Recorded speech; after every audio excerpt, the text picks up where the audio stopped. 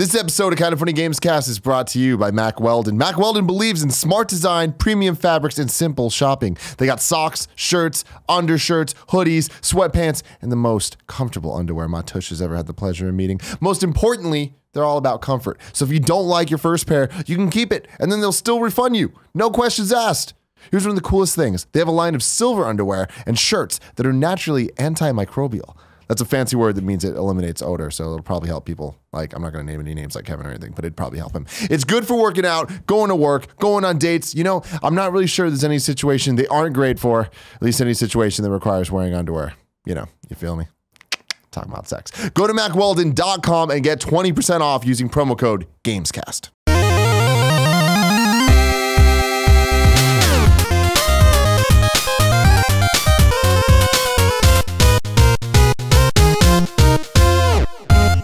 Ladies and gentlemen, Steve Gaynor. Yay! You're joining us. You were joining us for the fourth topic of this amazing Kind of Funny Gamescast. We're recording out of order, just for people at home. If we're don't tell them, don't spoil them. The first three topics were good. They were, but we needed that Gaynor magic. We needed that to be sprinkled in here. Just blasted a little Exactly. bit of magic Oh, you something? blast me all the time with that Gaynor magic. My God.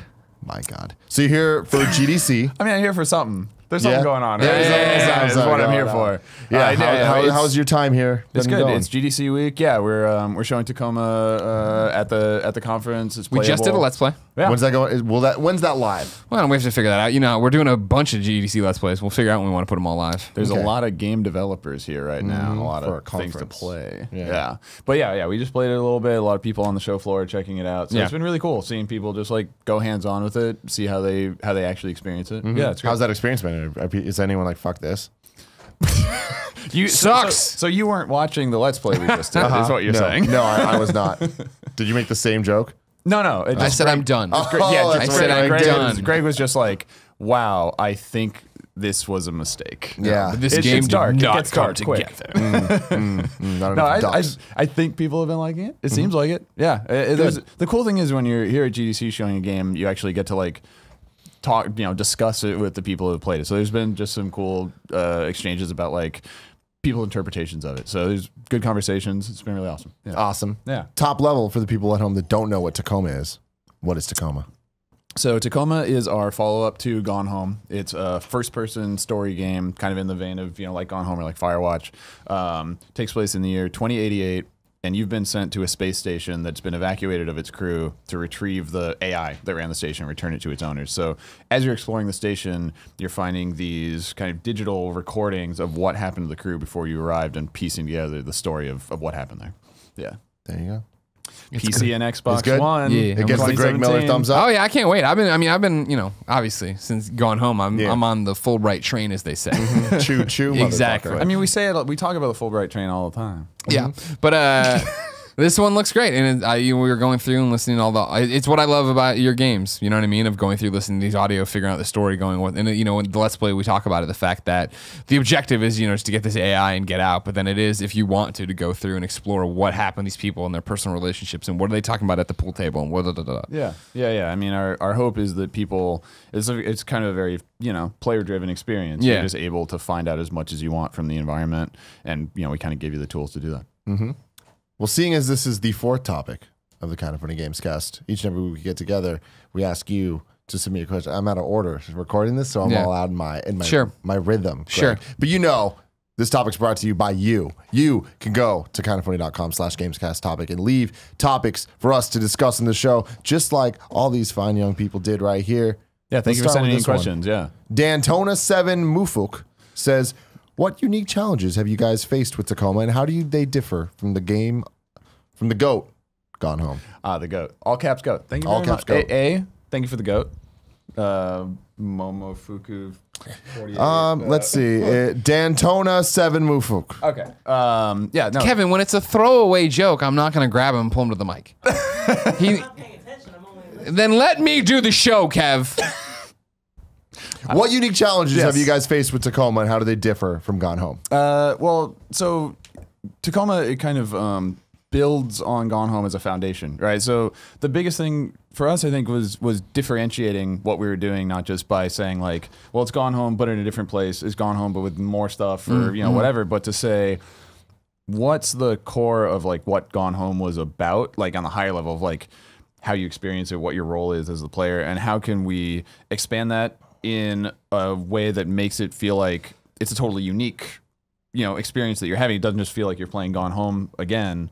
And space. Yeah. Yeah. And so like finding, I mean, space was we were like, what if we just put it in space? Yeah. Like, can we just do Gone Home in space? It wasn't quite enough there. Not, I mean, it was close. Almost. Right? It was almost. Right. Yeah. But we needed that little extra. And Steve Gaynor magic. And so for us, yeah, the whole the AR figures kind of surrounding you and you being able to move through the timeline and move around the space while these scenes are going on, it kind of speaks to what Gone Home is about, which is like piecing together all of these disparate elements of the narrative, but not in the same way that we did before, but in a way that like complements it. So like finding what our version of that was took a while. It was hard, but I don't know. I think we got to a place where it hits that balance. Well, I liked at Day of the Devs this week. You did the presentation there, and it went flawlessly from the very beginning. Don't believe anything you're on the internet. It was beautiful. What I liked about it was you asked who was a dev in the audience, and can I just be Debbie about this rather than explain the game and demo the game, talk about the things. And one of the things, like you're talking about challenges you faced, I thought it was so fascinating that I never would have thought of what's in the Let's Play. We should probably just put the Let's Play up next Wednesday. That way, there people have reference for this on Thursday. Sure, yeah. You go into the Tacoma Dome where they're having that conversation. She flips around, Dome. and then they glide out because it's 0G. And you were talking about the fact that since the whole thing was moving, and you can stop it as a player and rewind and do whatever, you had to link their movements to the door no matter what, rather than just come down and go on a normal path. Yeah. Yeah, I mean, the technical challenge is the other side of it, because like we as a studio haven't done characters before, and these are sort of these abstracted characters, like, I mean, on screen. Like, I know exactly what you mean, but it just sounds funny. Like, we made games with no characters. Beautiful worlds for you to do nothing in. House and some crap, I don't know. But we haven't like put characters on screen before. Yeah. And so the how and why, and saying like, yeah, okay, so we want you to be able to move past these figures while they're doing their thing, but then you're like, but part of the environment actually moves, and how do we make all of that stuff work? And it's been like, I mean, it's the kind of cool development questions that you have to answer that you don't see coming. And you're like, okay, so we can do it this way, and that works, great, but it's not something that you kind of come to it as a solved problem, which is, makes it fun. Of course, yeah. I'm sure it's great when you're slamming your head against your desk. It's not fun until it is fun. Yeah. Pablo Lopez has a good question. With Tacoma, what emotions would you like your audience to experience? And how are you going to exceed the bar that Gone Home has set? Well, and don't fuck this up. All eyes on you. I mean, I think the biggest thing for us is, I think that part of the gambit of trying to change Tacoma fairly significantly in form from Gone Home was to kind of get out of that mindset of being like, okay, well, we got to do that again, but better, or we got to like take what we did and like one up it, right? So I think that what people connected with in Gone Home was like the very one-to-one specific personal connection with like this one character that the main story was all about.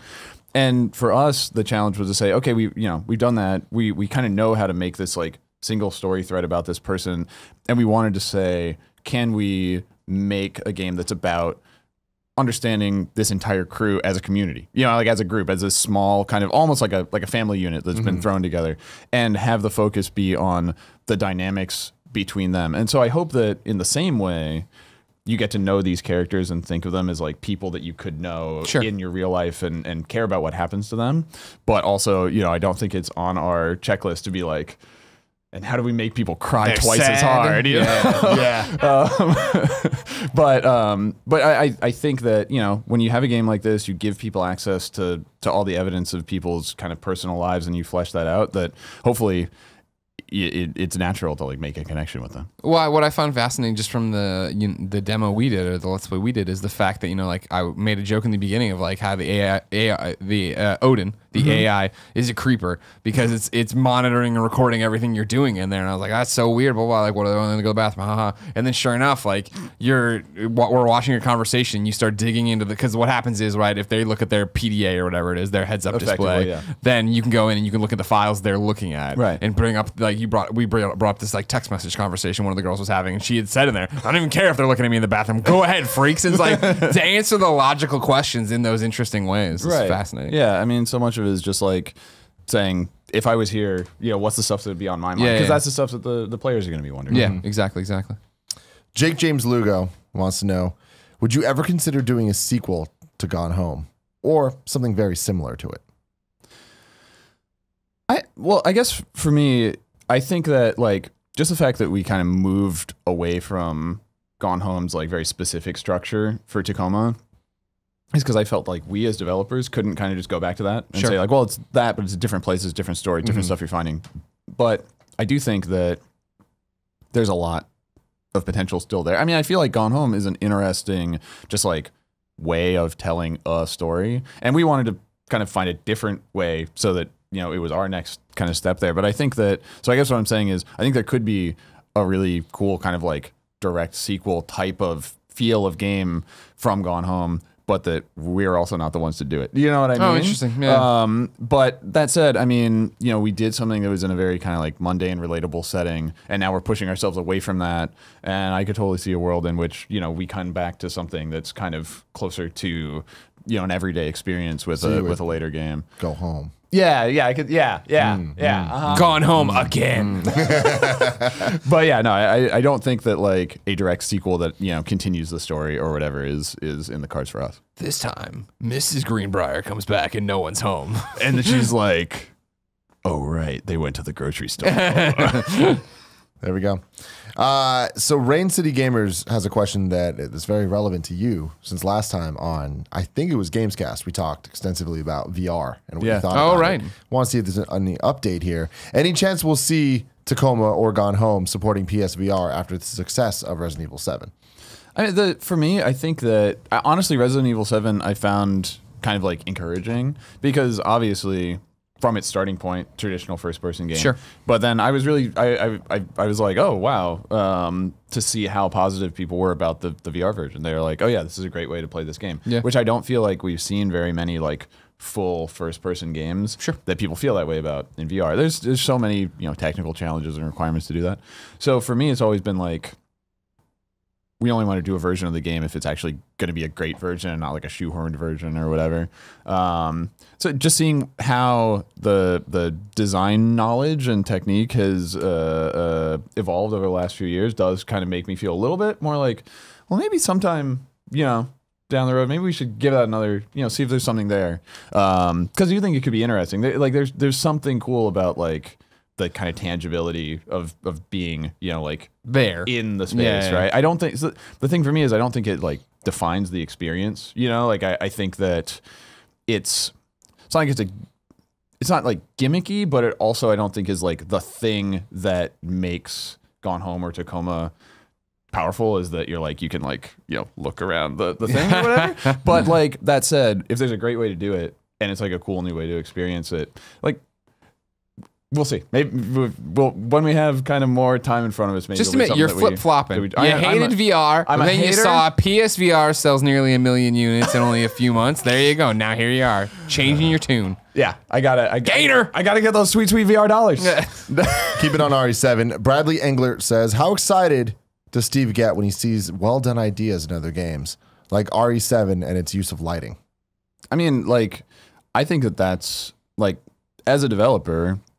When you play games, the two reasons that you play them are just like because you're a fan, you're like, oh, this is a cool game. I like to play it. I just want to play it. And then the other side of it is to like see what they've done and how they did it and be like, wow, okay, I haven't seen that in a game before, or the way that they pulled that off is like really elegant, or like you see something and you're like examining it to be like, wait, so how does it work? Oh, and like try to figure out how they got from point A to point B. Right, like how they put that on the screen. And so, best of both worlds is when you've just like gotten a game because you're a fan and you're excited for it, and then you notice like with RE7, you're like this detail. We're like, wow, okay, these guys figured something out. Like they put something cool on screen, and I can see how it was executed. And that's the kind of stuff that I think is really inspiring to see as a developer. Just like other people doing great work is really cool. Yeah.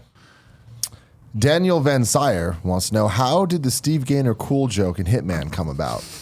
What is this, by the way? Can I give you guys some lore? I want to hear the lore.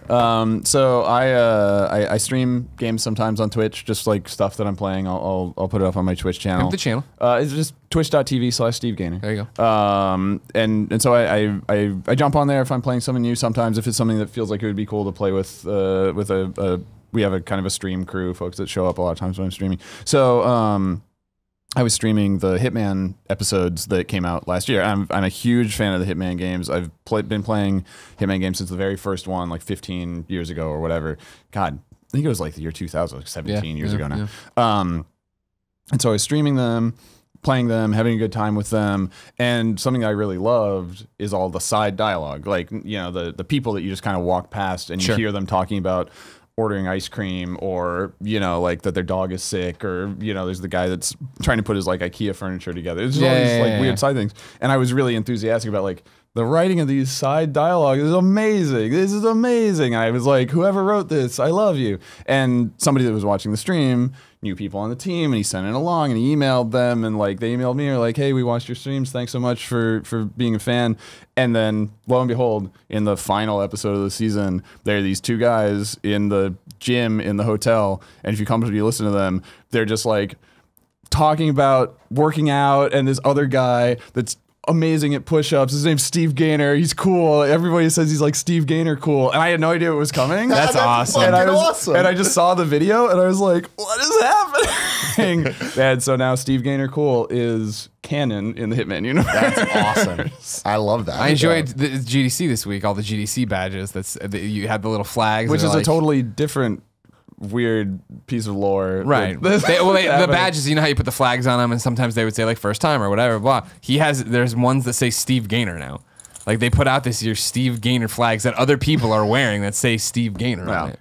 Which is a totally different weird like inside baseball. Yeah. Well, that is Steve Gaynor cool though.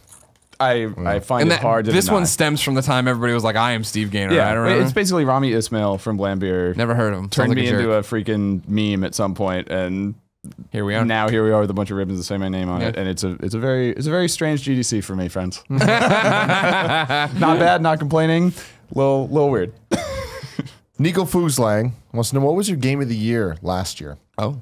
I mean, even though I just talked a lot about how I'm literally in Hitman and I love that game, I played The Last Guardian at the very end of 2016, and I thought it was really, really incredible, really amazing. Like in terms of all the stuff that team has done with Ico and Shadow of the Colossus, the world they've created, and the feel of like this kind of melancholy, other fantastical world. But then as far as the question about when you see what other game developers are doing, just the technical execution of Trico moving around the environment, and you're climbing on him while he's climbing on the world, and like the sheer achievement of like what that thing being something that exists in a game was like incredible. Because like when you've made games, especially, you know, when I worked on the BioShock series, you know, there's AIs, the AIs interact, like that stuff is always like hard and janky, and you have to get it perfect. And then knowing how hard it was for them to make that game, and then it was in the service of this like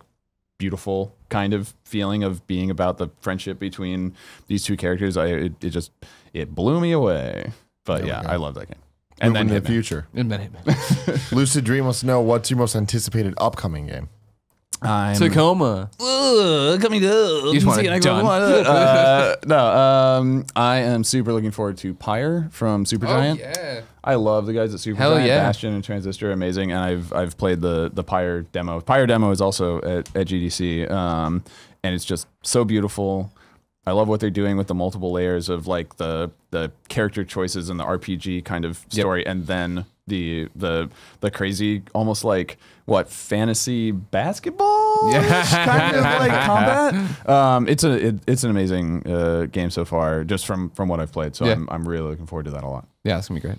And a final question that I'm sure you've never heard before, especially from no one at this table. Tony DeSerino wants to know, will Tacoma have a platinum? Okay, so here's a lot of problems with this question. Yeah, okay, but the beautiful thing about that question specifically, a platinum what, Tony? Maybe it will have a platinum. Oh man, let's see what it'll be. Could this possibly be a Greg Miller cool moment? Will there be a platinum trophy in Tacoma that you pick up and it's like, this doesn't matter, we don't want this, and you throw it away, and you see all the AR with the machines, people just grabbing it, throwing it away, like, we don't want any of these platinum trophies. To be continued. Anyway, Steve, you can go patch Gone Home and put some platinum trophies up in that bitch. Thank you very much. Thank you for joining us. Thank Tacoma. When's it coming? Tacoma later in 2017. We're aiming for the middle of the year. PC, Xbox, and thank you guys again for having me on. It's been a lot of fun. And thank you everybody for sending in questions. Great questions. Where can they find you? I'm at Fulbright on Twitter, and you can go to Tacoma.game, find out more about Tacoma. We have a gameplay video up there, and a lot of stuff. You don't need to watch the gameplay video. Could we have a Let's Play. Watch Tacoma.com. No. But I have the best URL, which is the ultimate URL. It's not the one I go to because it's harder to say, but we have ta.co.ma, which is like when there's like a .co.uk address. Yeah. This is a business address for Morocco. Ooh. So it's ta.co.ma. Go to ta.co.ma and find out more about Tacoma coming later this year. Good. Well, thank you for joining us, and thank you for watching. We will see you next week. Until then, I love you. Hope you enjoyed that Kind of Funny Gamescast. If you did, you can make sure you subscribe here to Kind of Funny Games. And if you want content that's not games related, you can go here, subscribe to Kind of Funny. And if you want to support us and help us make cooler stuff, Patreon, it's right there, doing cool stuff. I love you. See you guys next week.